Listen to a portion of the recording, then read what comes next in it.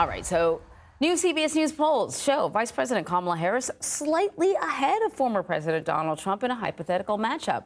And while the difference is still within the margin of error, it's significantly closer than the 5-point difference that was between Trump and Biden prior to the president exiting the race. So here in Studio 57 to help us break down these new numbers and all the data is CBS News Executive Director of Elections and Surveys, Anthony Salvanto. We say the 5-point difference, it was Biden behind Trump by 5 points. So where are we seeing the growth for Kamala Harris? Yeah, and that's the important context here, right? Biden had been trailing by what would have been historic numbers for Donald Trump. This basically resets the race, and that's what I want to make clear. You got an effectively even race. You've certainly got an even race across the key battlegrounds. So we're back to this close contest that we kind of always expected going into this. The why, though, which I'm glad you raised, is this.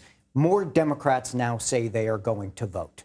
And when more Democrats say they're going to be involved, yes, Democrats or the Democratic candidate is going to close that gap or catch up because they've been trailing Republicans on that turnout propensity to vote all through the campaign. And then you get really specific about which parts of that core Democratic base that are now more enthusiastic, more excited. Look at black voters, for example, big jump in the number who say they're definitely going to vote. And the other part of this, too, is the women's vote. Because I want to show you this. You're going to hear a lot this season about the gender gap, right? The difference between which way men and women are voting collectively. Well, Harris is doing a little better than Joe Biden was among women.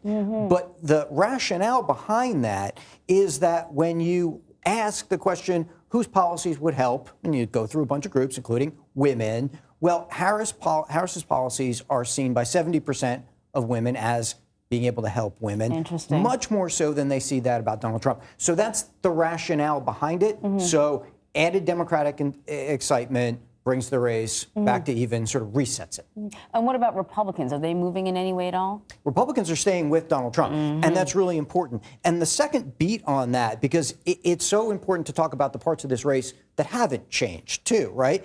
And one of them is Donald Trump's advantage in that more people think that their personal finances would be better off if he wins.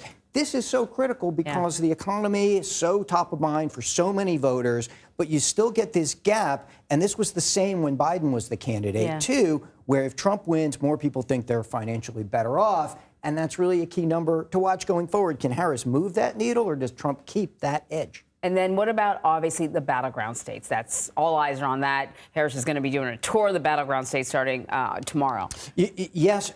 Look, the general idea, the general finding is that they're all close, right? That they're all close. And sort of, in some sense, that's what makes them battleground states. But really, compared to the way it was with Joe Biden on the ticket, now the whole map is basically even if you go state to state. Pennsylvania, dead even. You know, the blue wall, Michigan, Wisconsin, all razor close. Georgia's a little closer, et cetera. But I want to show you this because it really speaks to what's coming now. When we ask people how similar or different is Harris versus Biden on policy, you get this two-thirds to say she's mostly the same, but not entirely the same. And what this speaks to is that how the race defines Harris now, how she defines herself, is critical. What is that difference? Where can she make gains? Where can the Trump campaign try to define her? That's what that speaks to. I want to ask you sort of an umbrella question about polls, right? Oh, they're telling me I got to wrap. Just really quickly, you know, all these polls are always very close.